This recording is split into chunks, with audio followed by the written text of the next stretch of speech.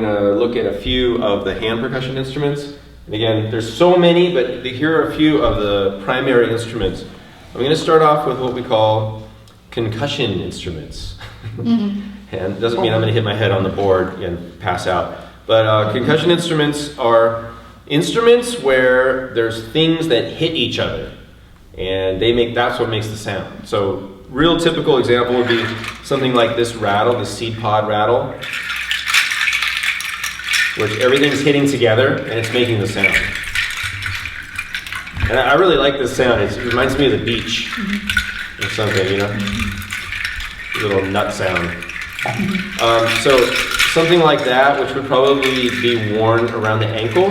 In fact, this comes out like that, so you wear it around your ankle and you could dance, you know, and have a rhythm going like that.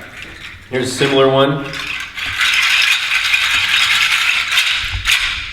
I like to play these you can play rhythms this way, or you can do what we call a caressing kind of movement, or a sustained sound. So if we want a little effect, you know. And there's all sorts of instruments like that. There's one made of goat toenails, not the toes. You didn't know goats get mani-pedis? They get mani-pedis at the petting zoo, but then they get mani-pedis. Okay. This is goat toes. Here's one I made out of bottle caps. Bottle cap rattle. And here's a little, actually this is for your ankle, wear around your ankle. This is just little bells. That's relating to the metal sound, so I'll talk more about that in a second. Other kinds of concussion instruments is the rattle, a hachi or hachi. This, or sometimes called afouché, but any kind of rattle that has beads or shells on the outside would fall into that category. And you just shake it. So if you use a flicking motion, similar to this kind of downward motion. And you notice it's the same motion as using a stick and tapping a drum. So it's the same motion. It's just that we're replacing the stick with the instrument. So this is a way to get a precise sound, and up and down rather than this way, because this is harder. This one's pretty tight, so it's okay, but sometimes it gets a little wishy-washy if you're going sideways as opposed to down. You can also hold on to the strings and move the string, or you can hold on to the strings and move the bottom part, whatever you want to do. You could twist it, get another, right? And that, of course, relates to the cabassa, which I don't have here at the moment, but we have another instrument called the cabassa. You can do that. You can tap on it, which is a really nice sound, really great sound. So all sorts of things. Tap it on your leg, you know, on your thigh, all sorts of ways to play the rattle. Related to the rattle is the shekere. So this is a shekere. Shekere is a big version. And the shekere is a gourd that's had the top cut off, hollowed out, so it's a little resonant. It's a little hard to hear, but you can hear the ring of the gourd if you listen carefully. And we play the shekere by holding it loosely in our fingers, very loosely, and it's almost like I'm going to toss it back and forth.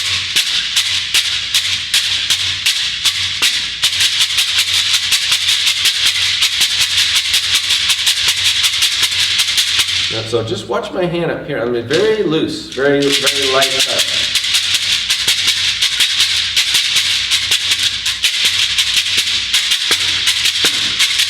I can do accents with my heel, the heel of my hand.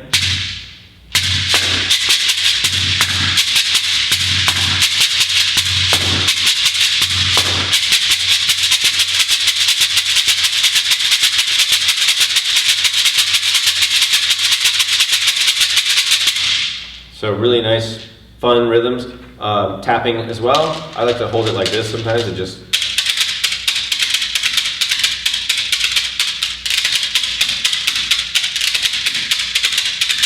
whatever you want to do. Or another way to adapt it would be to just do this. So for example, I could have one hand with the dun-dun stick playing a dun-dun, and I could have the other hand with the shekere, play both together, and I've got a really full grounding, rhythm, high and low together. So the same goes for the rattle, so that you can use them that way.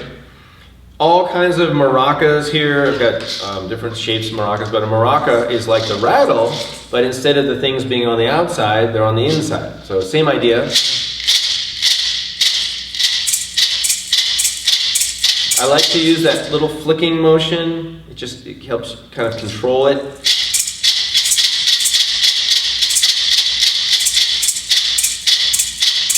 You can play it this way, or in your palm. But really, you just need to flick the handle.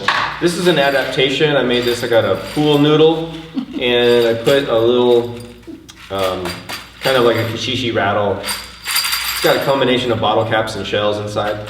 And I just stuck it in this pool noodle, so that it makes it easy for people, like older adults, people that can't close their hand all the way, makes it easy for them to hold. So you could do that too. Just get any of these little maracas and you stick it in there. It just makes it easy for people to grasp. So that's something you could try. Other thing that's like the maracas is the kashishi. Kashishi is a basket shaker. It's got a piece of gourd or sometimes a piece of metal. This is from the top of a tin can or some kind of can. Usually recycled materials. This has got a piece of gourd, which is like the shekere, and a basket and some rocks or beans or shells inside.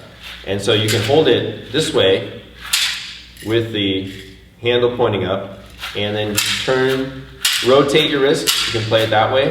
We got soft sound, loud sound. This way.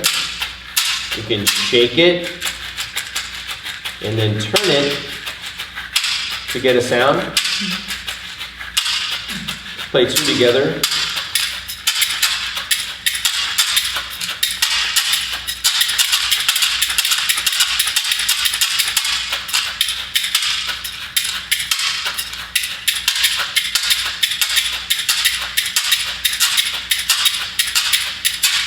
Okay, really fun instrument.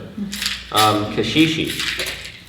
Other things we have up here, typical, just your average shaker. This is a tube shaker, also called ganza in Brazil, sometimes, or shokayo, just means shaker, so we'll just call it a shaker. There's so many different kinds of shakers. So here's a pear, that's a shaker. Here's a little ball. Here's egg shakers. So all sorts of shakers, but the technique's the same. You're gonna hold your hand out, fingers away from you, thumb towards you, and pretend you've got a little Italiano. And you're gonna hold the shaker like this in your fingers, and then you just back and forth this way. A little elbow movement, a little bit of wrist movement, but just very gentle, very, very small range of movement, actually. And then you can accent by adding a little bit of oomph to it. So typical shaker rhythm would be gata, gata, gata, gata, gata. One teacher said we should say the word cacophony, cacophony, cacophony, cacophony, cacophony, cacophony. I'm not sure that's what we want to be chanting, but it works for the shaker technique. I haven't thought of another word that works as well as cacophony. Victoria. For the Victoria, Victoria, Victoria, Victoria, Victoria. There we go. All right, so that's shaker technique, but try, experiment with that, have fun with it. This is another instrument. All right, so you can call this bizansara or cocorico. And this instrument's another concussion instrument. It's got lots of slats of wood and they clack together. You can hold it with one hand and do that, or you can hold it this way.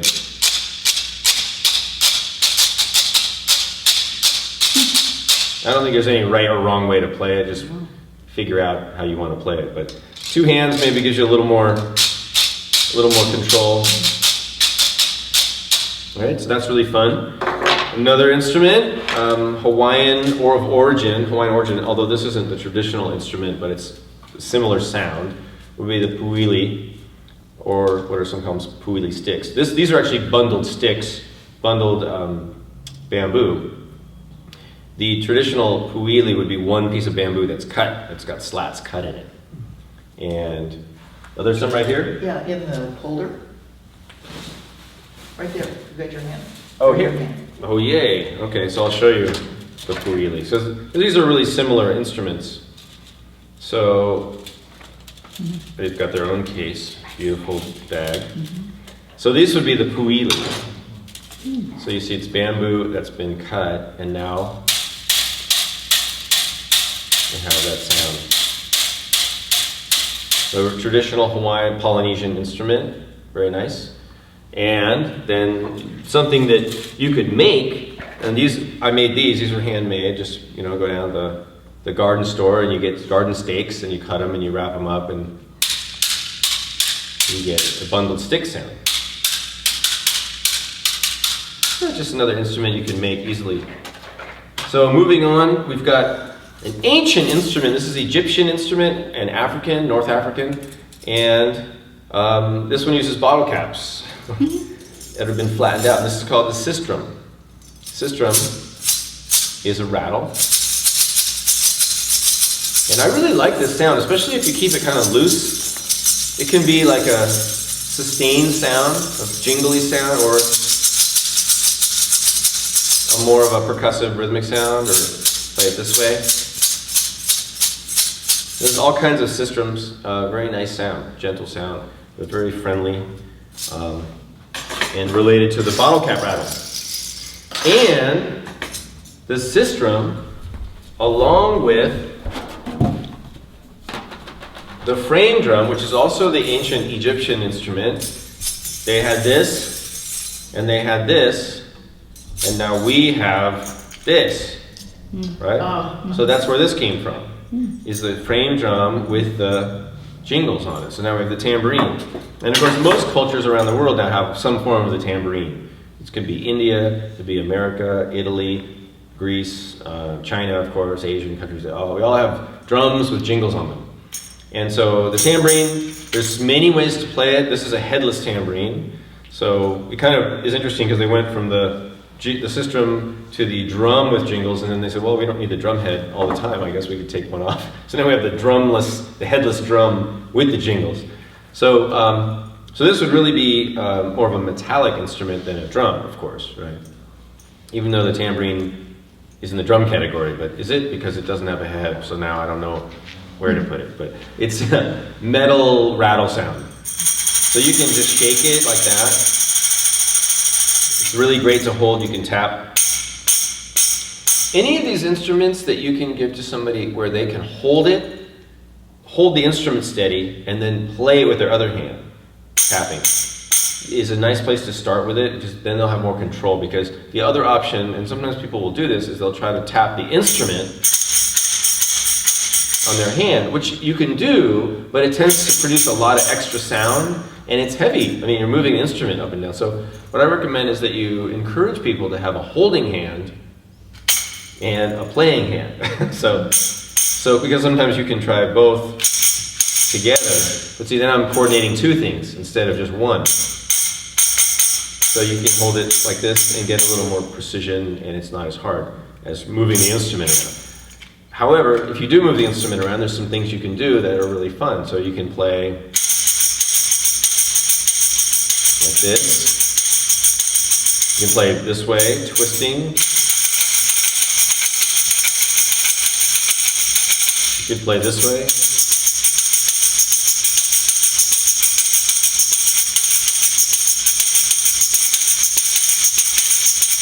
Right? So all kinds of things you can do. But before you're done playing the tambourine, make sure you always wave goodbye. All right.